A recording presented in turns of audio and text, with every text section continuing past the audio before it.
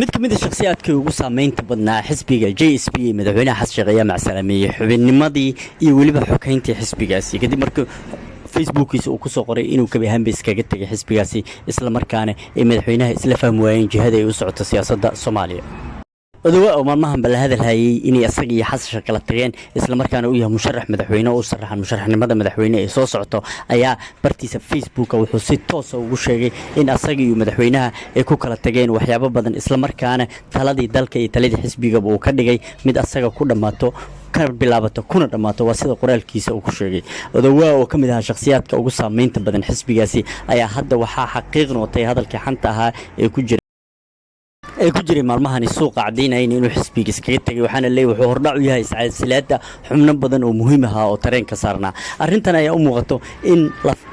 dhabarjab siyaasadeed ay ku tahay madaxweynaha hadda jooga xasan sheekh maxamuud oo maalmahanba siyaasadiisa aad loo durayay isla markaana uu ka dhigay mid asaga oo kaliya gacanta uu ku hayo.